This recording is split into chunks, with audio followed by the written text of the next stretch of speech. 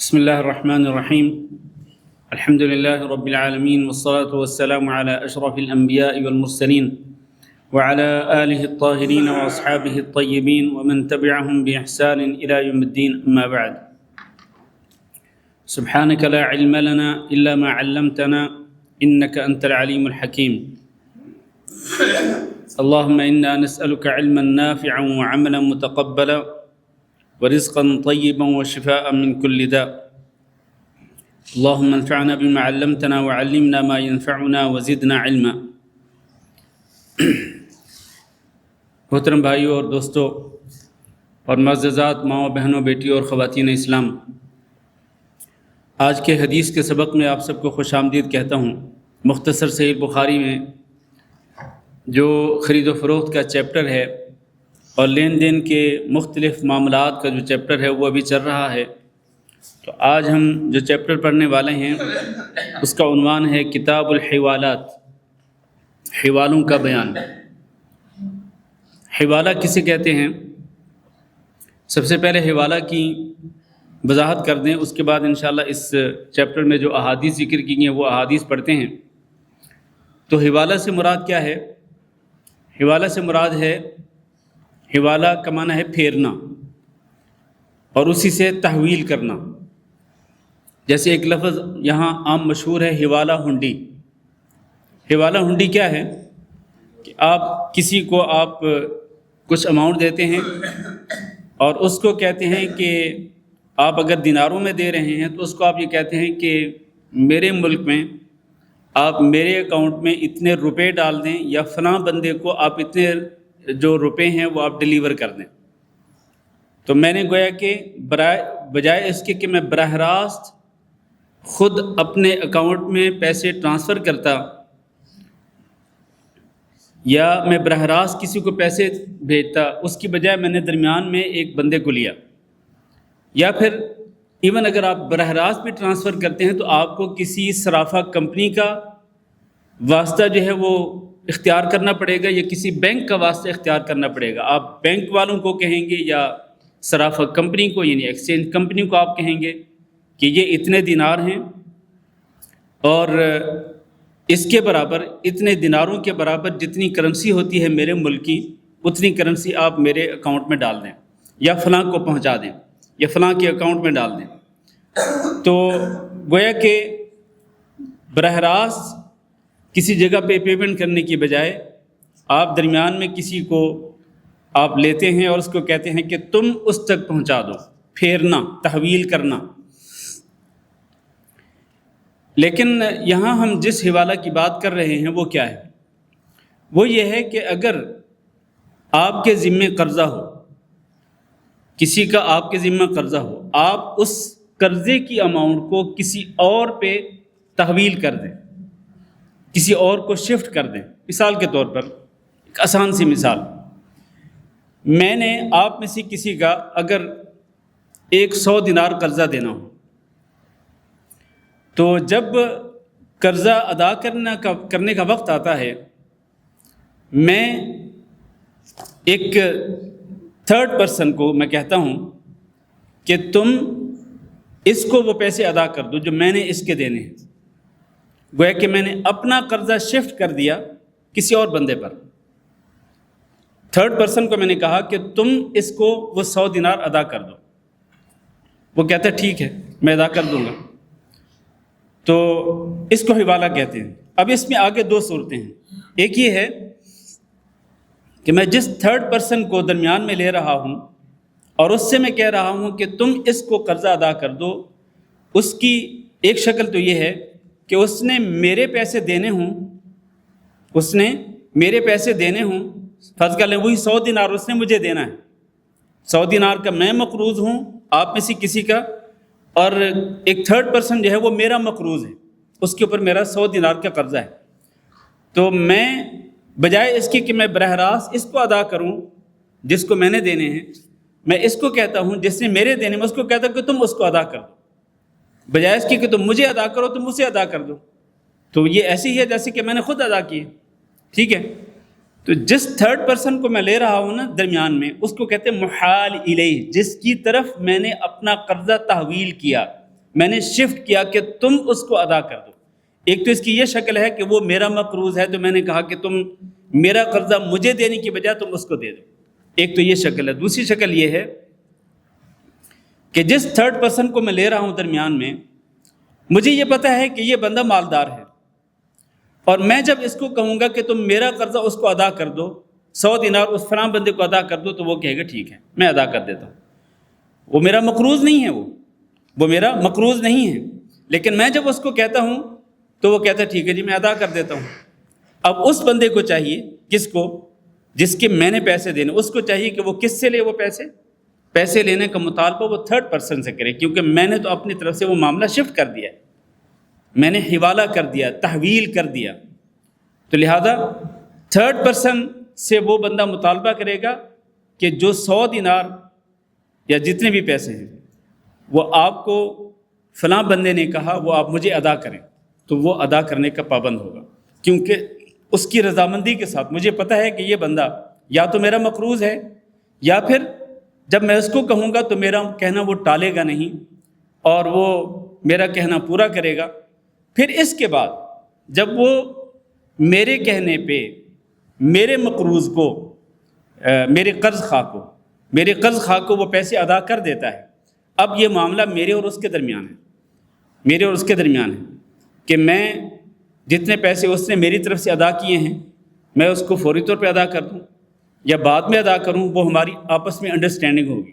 المہم یہ ہے آپ اس کو سمجھنے کی کوشش کریں کہ حوالہ کا معنی کیا ہے کہ آپ کے ذمے جو قرضہ ہے وہ قرضہ آپ کسی اور کو شفٹ کر دیتے ہیں اور اس کو کہتے ہیں کہ آپ میرا یہ قرضہ میرے قرض خواہ کو ادا کر دیں، تو اس طرح وہ قرضہ جو ہے وہ آپ کی طرف سے ادا ہو جائے گا، اور اس قرض خواہ کے اوپر بھی یہ فرض ہے کہ وہ قرضے کا مطالبہ مجھ سے نہ کرے بلکہ اس سے کرے جس کی طرف میں نے اپنا قرضہ شفٹ کر دیا۔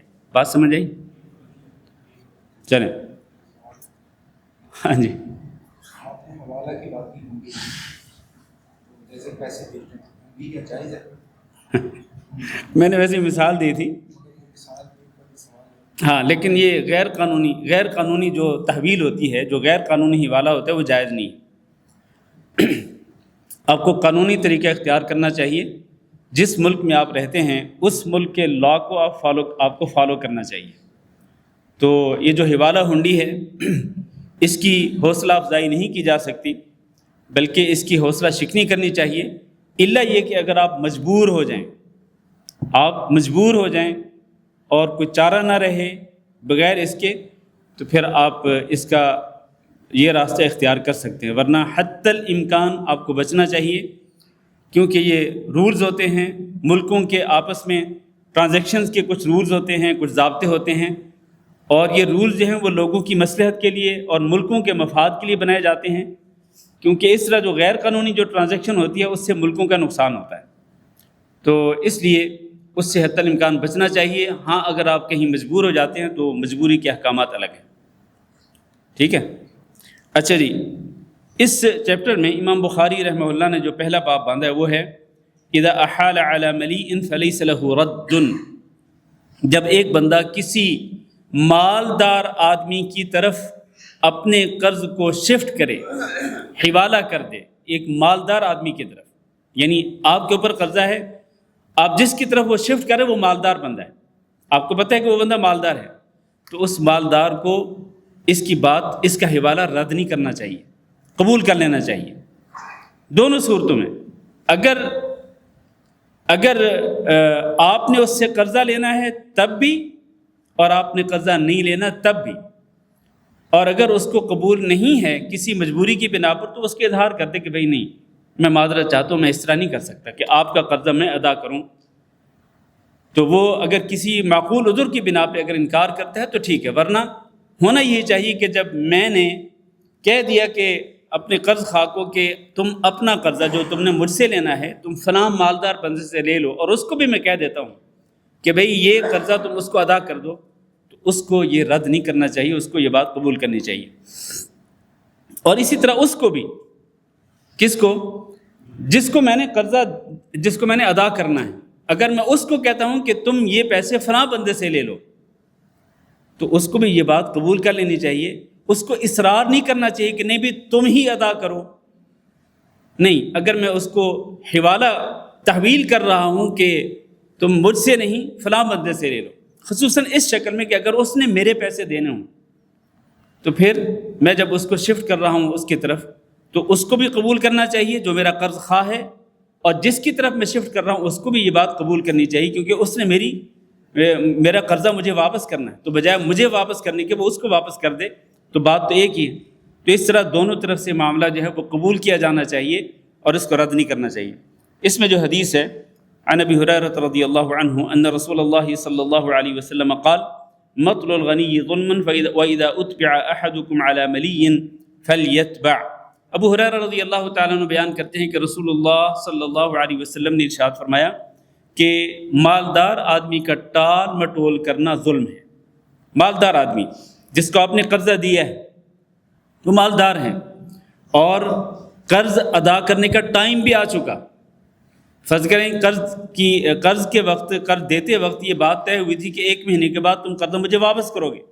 اب وہ 1 مہینہ پورا ہو گیا اور وہ ہے بھی مالدار، میں اس سے مطالبہ کر رہا ہوں کہ میرا قرضہ مجھے واپس کرو، وہ ٹال مٹول کر رہے ہیں، کہتے نہیں کل آنا، پرسوں آنا، 3 دن بعد آنا، آپ 1 ہفتے بعد آنا، 1 مہینے کے بعد آنا. اس طرح وہ ٹالتے وہ بجائے اس کے کہ 1 مہینے کی مدت پوری ہونے کے بعد وہ قرضہ مجھے واپس کرتا، وہ 1 مہینہ اور لے جاتا ہے، 6 مہینے اور لے جاتا ہے، وہ پورا سال آگے لے جاتا ہے اور ٹال مٹول کر رہا ہے اپنی مجبوری کی وجہ سے نہیں، بلکہ خواہی مجھے ذلیل کرنے کی خاطر، جس نے قرضہ دیا ہے اس کو ذلیل کرنے کی خاطر، یا ایسی خود ساختہ مجبوریاں بنا کر. تو اصل ہونا یہ چاہیے کہ آپ جب قرض ادا کرنے کا وقت آ گیا اور آپ قرض واپس بھی کر سکتے ہیں تو آپ کو کسی طرح بھی ٹال مٹول نہیں کرنی چاہیے اور پہلی فرصت میں آپ کو قرضہ ادا کر دینا چاہیے. کیوں؟ اس لیے کہ قرض کا جو معاملہ ہے یہ بہت ہی سنگین معاملہ ہے. اس کی سنگینی کا اندازہ آپ کو اگلی حدیث سے لگے گا. جب اگلی حدیث پڑھیں گے تو آپ کو پتہ چلے گا کہ قرض کا معاملہ کتنا سنگین ہے. اور نبی صلی اللہ علیہ وسلم کے ارشاد گرامی ہے کہ نفس المؤمن معلقۃ بدینہ، کہ انسان کے نفس کو معلق رکھا جاتا ہے، اس کو لٹکا کے رکھا جاتا ہے مرنے کے بعد اس کو لٹکا کے رکھا جاتا ہے جب تک کہ اس کے اوپر جو قرض ہے وہ ادا نہیں کیا جاتا، اس کو لٹکا کے رکھا جاتا ہے. اور اگلی حدیث جب پڑھیں گے انشاءاللہ اس سے یہ معاملہ اور بھی واضح ہو جائے گا. تو قرض کا معاملہ بہت ہی سنگین ہے، لہذا ٹال مٹول کرنے کی بجائے پہلی فرصت میں قرض ادا کرنا چاہیے. اچھا، اب آگے وہ الفاظ ہیں جن میں وہ مسئلہ ذکر کیا گیا جس کی میں نے پہلے وضاحت کی حوالہ کے حوالے سے. فرمایا وَإِذَا أُتْبِعَ أَحَدُكُمْ عَلَى مَلِيٍّ، اگر تم میں سے کسی شخص کو پیچھے لگایا جائے، اتبع یتبع کا معنی پیچھے لگانا، اگر تم میں سے کسی کو پیچھے لگایا جائے علی ملی، کسی مالدار کی طرف، مالدار کے پیچھے لگایا جائے، یعنی پیچھے لگانے کا مطلب یہ ہے کہ جس طرح میں نے پہلے مثال دی کہ میں نے قرضہ دینا کسی کا، تو جس کا میں نے قرضہ دینا میں اس کو پیچھے لگا دیتا ہوں ایک تیسرے بندے کے، 3rd پرسن کے. میں کہتا ہوں کہ جو قرضہ میں نے تمہیں ادا کرنا تم وہ قرضہ فلاں بندے سے لو، اور وہ بندہ کیا ہے؟ وہ مالدار ہے. اور میں اپنے طور پر اس مالدار کو بھی کہہ دیتا ہوں کہ آپ یہ جو میرے ذمہ قرضہ ہے یہ آپ اس کو ادا کر دیں، چاہے وہ میرا مقروض ہو یا نہ ہو، دونوں صورتوں میں. تو اب جب ایک بندہ جو ہے اس کو پیچھے لگا دیا جاتا ہے ایک مالدار کے کہ بھئی تم مجھ سے جو تم نے قرضہ لینا وہ فلاں بندے سے لو، فلیتبع، تو اس کو بھی چاہیے کہ وہ اسی کا پیچھا کرے. کس کا؟ جس کے پیچھے اس کو لگایا گیا، وہ جو 3rd پرسن ہے اس کا پیچھا کرے. اور اس کو بھی چاہیے جس کو میں نے کہا، مقروض نے کہا کہ میرا قرضہ تم اس کو ادا کر دو، چاہے وہ میرا مقروض ہو یا نہ ہو، دونوں صورتوں میں اس کو بھی چاہیے کہ وہ یہ بات قبول کر لے. کم از کم اس میں اتنا تو ہے نا کہ میں ایک اس کا مسلمان بھائی ہوں، تو میں اگر اس پر کچھ تھوڑا سا بوجھ ڈال رہا ہوں تو اس کو بوجھ اٹھا لینا چاہیے، کیونکہ وہ مالدار ہے. ہاں اگر وہ مالدار نہیں، اگر وہ خود ہی قرضوں کے اندر ڈوبا ہوا ہے یا وہ ویسے غریب ہے، مفلوق الحال ہے، تو اس پر تو بوجھ ڈالنا ویسے بھی ٹھیک نہیں ہے. تو بوجھ اگر کوئی بندہ کسی پہ ڈالے تو ڈالے اس کے اوپر جو اس بوجھ کو برداشت کر سکتا ہو. یہ نہیں کہ خواہ مخواہ ہی آپ اپنے ذمے جو قرضہ ہے آپ خواہ مخواہ کسی اور کی گردن میں ڈال دیں، یہ بھی درست نہیں ہے، ٹھیک ہے نا؟ تو آپ کی اگر مجبوری ہے کہ آپ قرضہ ادا نہیں کر سکتے، آپ ادا نہیں کر سکتے، آج ادا کرنا تھا آپ ادا نہیں کر سکے، تو کوئی بات نہیں، آپ ایک تھرڈ پرسن کی مدد لے سکتے ہیں، آپ اس کی ہیلپ لے سکتے ہیں، اس سے ریکویسٹ کر سکتے ہیں کہ بھائی میں نے اس کو دینے تھے نہیں دے سکا تو آپ اس کو ادا کر دیں، وہ میرا مقروض ہو یا نہ ہو، دونوں صورتیں میں، اگر مقروض ہے تو پھر تو اس کو وہ بات مان لینی چاہیے فوراً، کیونکہ اس نے مجھے دینے تھے، تو اور اگر وہ میرا مقروض نہیں بھی تب بھی میں چونکہ اس کا مسلمان بھائی ہوں، اور مسلمان بھائی مسلمان کا خیر خواہ ہوتا ہے، تو خیر خواہی کا تقاضا یہ ہے کہ میں اگر مقروض ہوں اور قرض کا بوجھ نہیں اتار پا رہا تو وہ میری ہیلپ کر دے، آج کم از کم میرے ذمے جو چیز ہے وہ ادا ہو جائے، اور بعد میں میرے اس کے درمیان جو معاملہ ہے وہ بعد میں ہم دیکھیں گے، انڈرسٹینڈنگ کر لیں گے کہ بھئی آپ کو میں کل دوں گا، پرسوں دوں گا، یا جب بھی جو بھی ٹائم ہوگا۔ تو خلاصہ یہ ہے کہ اس قسم کے معاملے کے اندر لچک رکھنی چاہیے، اس قسم کے لین دین کے معاملے میں لچک رکھنی چاہیے، اور اس میں سختی نہیں کرنی چاہیے انسان کو۔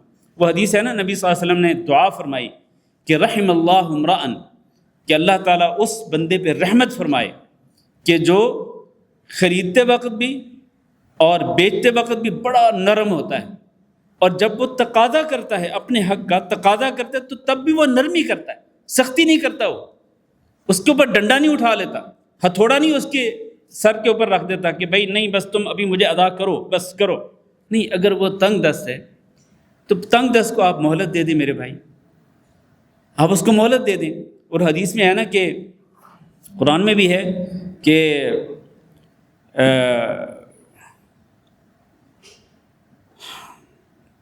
وَإِنْ كَانَ ذُو عُسْرَةٍ فَنَظِرَةٌ إِلَى مَيْسَرَةٍ، اگر ایک بندہ تنگ دست ہے اور اپنی تنگ دستی کی وجہ سے آج وہ آپ کو پیسے ادا نہیں کر پا رہا، اب کیا کریں؟ فَنَظِرَةٌ إِلَى مَيْسَرَةٍ، اس کو ڈھیل دے دیں اس کی آسانی تک، جب آسانی سے وہ دے سکے آپ اس وقت اس سے وصول کر لیں، یا پھر اس کی دوسری صورت بھی ہے کہ آپ اس کو معاف کر دیں۔ اور حدیث میں ہے کہ جو شخص کسی تنگ دست کو ڈھیل دیتا ہے، مہلت دیتا ہے، تنگ دست کو مہلت دیتا ہے، یا پھر اس کا قرضہ معاف کر دیتا ہے، تو اس کی فضیلت کیا ہے؟ کیا فضیلت ہے اس کی؟ کیا فضیلت ہے؟ ہاں نہیں، اس کی فضیلت کیا ہے؟ فضیلت یہ ہے، یہ تو مشہور حدیث ہے یار، آپ کو یہ پہلے کئی دفعہ سنی بھی ہے، سنائی بھی ہے ہم نے۔ آخرت میں کیا؟ ہاں نہیں جی نہیں، وہ تو ٹھیک ہے، جو اپنے بھائی کے لیے آسانی کرتا ہے اللہ تعالیٰ اس کے لیے آسانی کر دے گا، وہ ایک الگ، وہ بھی ٹھیک ہے، وہ بھی فضیلت ہے۔ ہاں یہ کس بھائی نے بولا؟ ماشاء اللہ، دیر سے بولے آپ، ہاں لیکن صحیح بولے آپ۔ عرش کا سایہ، عرش کا سایہ ملے گا اس شخص کو کہ جو بندہ دنیا میں اپنے تنگ دست بھائی کو یا تو مہلت دے دے، بھائی تمہاری آسانی پہ ہے، جب تمہارے لیے آسانی سے ممکن ہو تم مجھے میرا قرضہ واپس لوٹا دینا، جب آسانی سے ہو جائے، ایک تو یہ مہلت دینا ہے۔ دوسرا یہ ہے کہ آپ اگر فرض کریں آپ نے ایک دو دفعہ مہلت بھی دی لیکن وہ پھر بھی تنگ دست ہے، وہ بیچارہ نہیں دے پا رہا، تو آپ اس کو کیا کریں؟ معاف کر دیں۔ دونوں صورتوں میں مہلت دینے یا معاف کرنے میں اس کی فضیلت کیا ہے کہ قیامت کے دن اللہ رب العزت آپ کو عرش کا سایہ نصیب فرمائے گا، جبکہ قیامت کے دن اللہ کے عرش کے سائے کے علاوہ کوئی سایہ نہیں ہوگا۔ ہاں جی،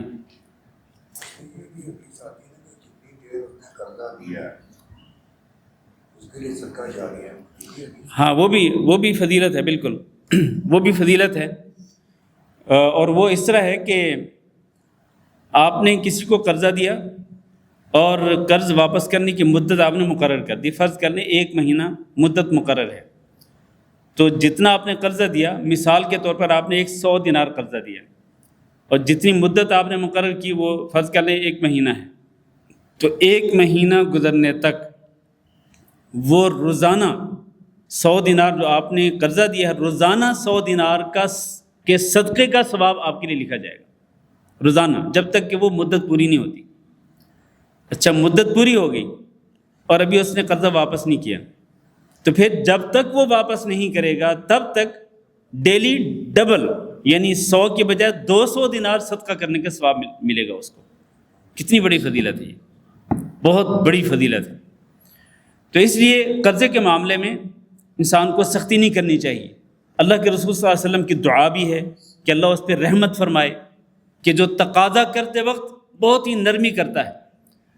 اور دوسرا یہ ہے کہ یہ جو حدیث ہے یہ اس بندے کے بارے میں ہے کہ جو جان بوجھ کے ٹال مٹول کر رہا ہے۔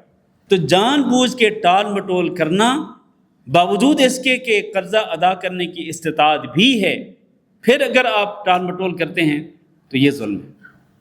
یہ ظلم نہیں کرنا چاہیے، آپ پہلی فرصت میں قرضہ ادا کریں۔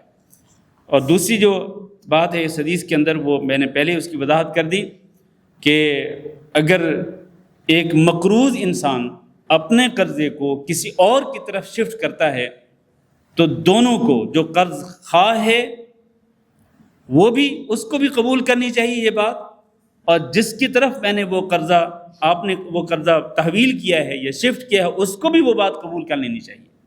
اس میں آسانی ہے، آپ کیا کریں، آسانیاں پیدا کریں، اپنے مسلمان بھائیوں کے لیے آسانیاں پیدا کریں۔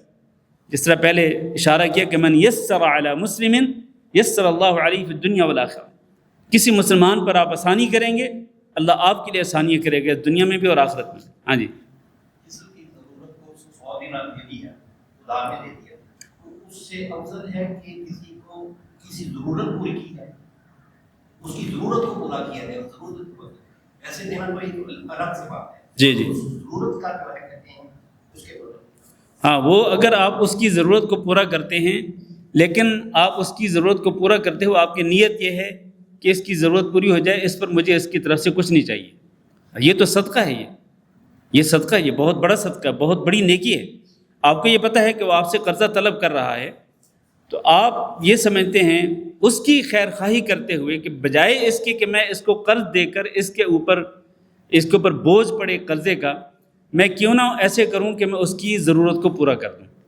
جتنا میں نے قرضہ دینا ہے، فرض کریں 100 دینار دینا ہے، اس کی ضرورت بھی 100 دینار کی ہے، تو میں اس کی وہ ضرورت پوری کر دوں۔ اور یہ میری نیت نہیں ہے کہ یہ مجھے 100 دینار دے، یہ میری نیت نہیں، میں اس کی ضرورت کو پورا کر رہا ہوں لوجہ اللہ، اللہ کی رضا کی خاطر اس کی ضرورت کو پورا کر رہا ہوں۔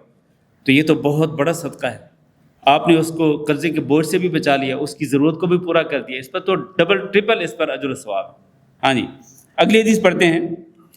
باب اذا احال دین المیت، باب اس چیز کا کہ جب ایک شخص میت کے قرضے کو تحویل کر دے، پھیر دے، کس کے اوپر، علی رجل، کسی زندہ انسان پر، میت کے قرضے کو وہ شفٹ کر دے کسی زندہ انسان پر، جائز ہے، یہ جائز ہے۔ اس کی جو عملی طور پر جو صورت ہے وہ تب آپ کو سمجھ آئے گی جب ہم یہ حدیث پڑھیں گے۔ سلمہ بن اکوع رضی اللہ تعالیٰ عنہ بیان کرتے ہیں کہ ہم نبی صلی اللہ علیہ وسلم کے پاس بیٹھے تھے کہ اسی دوران میں ایک جنازہ لایا گیا، تو فقالوا صلی علیہا، تو جو لوگ وہ جنازہ لے کے آئے، یعنی میت کو لے کے آئے، تو انہوں نے نبی صلی اللہ علیہ وسلم سے گزارش کی کہ آپ اس کی نماز جنازہ پڑھا دیں۔ فقال، تو آپ نے نماز جنازہ پڑھانے سے پہلے آپ نے پوچھا، حل علیہ دین، کیا اس کے اوپر قرضہ ہے؟ قالوا لا، کہنے لگے نہیں، اس پر کوئی قرضہ نہیں تھا اس کی موت کے وقت۔ قال فهل ترك شيئا، تو آپ نے پوچھا کہ کیا اس نے کچھ چھوڑا بھی ہے؟ قالوا لا، تو انہوں نے کہا کہ نہیں، اس نے کچھ چھوڑا بھی نہیں ہے، نہ اس کے اوپر قرضہ تھا اور نہ ہی اس نے پیچھے اپنے ورثاء کے لیے کچھ چھوڑا ہے، مطلب غریب مسکین۔ فصلى علیہ، آپ نے اس کی نماز جنازہ پڑھا دی۔ یہ ایک جنازہ ہو گیا۔ ثم اتي بجنازۃ اخرى، پھر ایک اور جنازہ لایا گیا، ایک اور میت کی جنازہ پڑھنے کے لیے، نماز جنازہ پڑھنے کے لیے اس کو لایا گیا۔ فقالوا یا رسول اللہ، اس میت کے ورثاء بھی کہنے لگے اللہ کے رسول صلی علیہ، اس کی بھی نماز جنازہ پڑھا دیں۔ قال هل علیہ دین، آپ نے پھر وہی سوال کیا کہ کیا اس کے اوپر قرضہ ہے؟ قیل نعم، تو تو کہا گیا کہ ہاں اس کے اوپر قرضہ تھا، جب یہ مرا تو اس کے اوپر قرضہ تھا۔ قال فهل ترك شيئا، تو آپ نے پوچھا کہ کیا اس نے کچھ چھوڑا بھی تھا، یعنی اس کے پیچھے کچھ ترکہ ہے کہ اسی کے ترکے سے اس کا قرضہ ادا کیا جائے۔ قالوا ثلاثة دنانیر، تو انہوں نے کہا کہ جی اس بندے نے 3 دینار چھوڑے ہیں. 3 دینار سے مراد سونے کے 3 سکے ہیں، سونے کے. فصلی علیہا، تو آپ کو جب یہ یقین ہو گیا کہ اس کے اوپر قرضہ بھی ہے لیکن یہ خود اتنا ترکہ چھوڑ کے جا رہا ہے کہ جس سے اس کا قرضہ ادا کیا جا سکتا ہے، تو آپ نے اس کی نماز جنازہ بھی پڑھا دی. ثم اتی بالثالثہ، پھر ایک تیسرا جنازہ لایا گیا. فقالوا صلی علیہ، تو اس میت کے ورثاء نے بھی کہا ہے اللہ کے رسول آپ اس کی نماز جنازہ بھی پڑھا دیں. قال هل ترک شیئا، آپ نے پوچھا کہ کیا اس نے کچھ چھوڑا؟ قالوا لا، تو میت کے ورثاء نے کہا کہ نہیں کچھ نہیں چھوڑا. قال فهل علیہ دین، آپ نے پوچھا کہ کیا اس کے اوپر قرضہ ہے؟ قالوا 3 دنانیر، تو کہنے لگے کہ ہاں 3 دینار اس کے اوپر قرضہ ہے. لیکن آپ نے پہلے یہ پوچھا کہ اس نے کچھ چھوڑا، تو انہوں نے کہا کہ نہیں کچھ نہیں چھوڑا. تو آپ نے جب پوچھا کہ قرضہ ہے اس کے اوپر، تو کہا گیا کہ ہاں 3 دینار اس کے اوپر قرضہ ہے. تو آپ نے کیا کہا؟ آپ پیچھے ہٹ گئے، مصلی سے پیچھے ہٹ گئے، اور آپ نے فرمایا صلو علی صاحبکم، تم خود ہی اس کی نماز جنازہ پڑھ لو. یہ نبی صلی اللہ علیہ وسلم کا پیچھے ہٹنا اور نماز جنازہ پڑھانے سے انکار کرنا. کس بندے کی نماز جنازہ؟ جو بندہ کیا ہے، وہ کوئی عام انسان نہیں، وہ صحابی ہے، صحابی رسول ہے.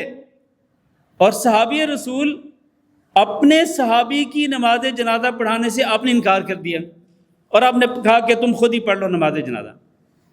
اس وجہ سے کہ اس کے اوپر قرضہ تھا، اور وہ بھی 3 دینار، بعض روایات میں 2 دینار کا ذکر ہے. اور یہ 2 روایتوں کا جو آپس میں اختلاف ہے، اس کی وجہ کیا ہے؟ وجہ یہ ہے کہ وہ جو قرضہ تھا وہ 2 اور 3 کے درمیان تھا، 2 اور 3 دینار کے درمیان تھا. تو بعض راویوں نے اس کو 2 دینار ہی بیان کر دیا، اور بعض نے اس کو 3 دینار بیان کر دیا. تو المہم یہ ہے کہ 2 سے لے کے 3 دینار تک اس کے اوپر قرضہ تھا. یہ قرضہ بھی بہت زیادہ نہیں تھا. تو آپ صلی اللہ علیہ وسلم نے اپنے ہی صحابی کی نماز جنازہ پڑھانے سے انکار کر دیا، جبکہ اس کے اوپر قرضہ تھا اور اس نے کچھ چھوڑا بھی نہیں تھا. یہ کس بات کی دلیل ہے کہ قرض کا جو معاملہ ہے وہ کتنا سنگین ہے، بہت ہی سنگین معاملہ ہے کہ رسول اللہ صلی اللہ علیہ وسلم نے اپنے صحابی کی نماز جنازہ سے انکار کر دیا. تو اس سے ثابت ہوتا ہے کہ قرض کو جتنا جلدی ہو سکے اس سے نجات پائیں، کیونکہ موت کا تو کچھ پتہ نہیں ہے کہ کسی بھی گھڑی موت آ سکتی ہے. تو موت اگر اس حالت میں آئے کہ آپ کے اوپر قرضہ ہو اور آپ پیچھے کچھ نہ چھوڑ کے جائیں، پھر وارثوں کے لیے مصیبت بنی رہے، تو اس سے بہتر ہے کہ آپ اپنی زندگی کے اندر جتنا جلدی ہو سکتا ہے قرضے سے جان چھڑائیں، ورنہ پھر یہی چیز سامنے رکھیں. اچھا، اس کے بعد کیا ہوا؟ تو جب نبی صلی اللہ علیہ وسلم نے انکار کیا تو ابو قتادہ رضی اللہ تعالیٰ عنہ وہاں موجود تھے، ایک صحابی، صلی علیہ، انہوں نے کہا صلی علیہ یا رسول اللہ وعلیہ دینہ، اللہ کے رسول آپ اس کی نماز جنازہ پڑھا دیں اور اس کا قرضہ میرے اوپر ہے. تو نبی صلی اللہ علیہ وسلم نے اس میت کے قرضے کو تحویل کر دیا کس کے اوپر؟ ایک زندہ انسان کے اوپر. زندہ انسان جس نے خود آفر کی تھی کہ میں اس کا قرضہ ادا کروں گا. تو نبی صلی اللہ علیہ وسلم نے بھی موافقت کی. آپ نے فرمایا کہ ٹھیک ہے، میت کا قرضہ اگر تم اپنے ذمہ لیتے ہو، اور یہ حوالہ ہے، یہ کہ میت کے ذمہ جو قرضہ ہے وہ حوالہ کیا جا رہا ہے، وہ پھیرا جا رہا ہے، اس کو شفٹ کیا جا رہا ہے ایک زندہ انسان کے اوپر. تو اس صحابی نے جب اپنے ذمے لے لیا تو نبی صلی اللہ علیہ وسلم نے پھر کیا کیا؟ فصلی علیہ، آپ نے اس کی نماز جنازہ ادا کر دی، پڑھا دی. تو اس سے ثابت ہوتا ہے کہ ایک میت کے ذمے قرضے کو کسی زندہ انسان کی طرف شفٹ کیا جا سکتا ہے. اگر وہ بندہ خود آفر کرے تو یہ تو بہت اچھی بات ہے، اور اگر وہ خود آفر نہ کرے لیکن کسی مالدار انسان کی طرف اگر وہ قرضہ پھیر دیا جائے کہ بھائی آپ سے ریکویسٹ ہے کہ آپ اس مرنے والے شخص کا جو قرض ہے آپ اس کی طرف سے ادا کر دیں، تو وہ اگر اس کی طرف سے ادا کر دے گا تو وہ اس کی طرف سے صدقہ ہوگا، اور یہ بہت بڑی نیکی بھی ہے. یہ باپ کا قرضہ ہے تو بیٹی کی طرف آٹومیٹک شفٹ ہو جاتا ہے. اگر تو اس نے ترکہ چھوڑا ہے تو ظاہر ہے کہ اس کا ترکہ تقسیم کرنے سے پہلے، وراثت میں تقسیم کرنے سے پہلے، سب سے پہلے اس کا قرضہ ادا کیا جائے گا، اور پھر وہ جو ترکہ ہے وہ تقسیم ہوگا.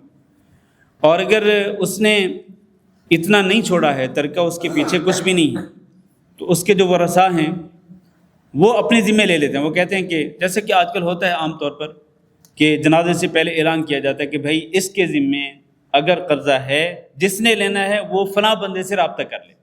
تو وہ میت کے ورثاء میں سے کوئی بیٹا ہے یا بھائی ہے، جو بھی اس کا کہا جاتا ہے کہ فلاں بندے سے رابطہ کر لے. تو یہ بھی وہی ہے، یہ بھی حوالہ ہی ہے، یہ بھی حوالہ ہی ہے کہ میت کے ذمہ جو قرضہ ہے اس کو تحویل کیا جا رہا ہے، پھیرا جا رہا ہے کس کی طرف؟ اس کے ورثاء کی طرف، یا کسی بھی عام مسلمان کی طرف جو اس کا ذمہ اٹھانے کے لیے تیار ہو. اسی حدیث کا واقعہ ہے کہ میں نے پڑھا تھا یا سنا تھا کہ وہ چند دن کے بعد بالکل اس حدیث کا تکملہ جو ہے وہ یہی ہے کہ جب کچھ دن گزر گئے تو نبی صلی اللہ علیہ وسلم کی دوبارہ اس صحابی سے یعنی ابو قتادہ سے ملاقات ہوئی. تو آپ نے پوچھا کہ تم نے جو ذمہ لیا تھا وہ فلاں شخص کا قرضہ اپنے ذمہ لیا تھا، تو کیا تم نے ادا کر دیا؟ تو انہوں نے کہا کہ بالکل میں نے آج ہی ادا کیا ہے. تو اللہ کے رسول نے فرمایا کہ آج ہی اس کی قبر ٹھنڈی ہوئی ہے. ہاں جی، ٹائم ہو گیا. سبحانک اللہم و بحمدک اشہد ان لا الہ الا انت استغفرک و اتوب الیک.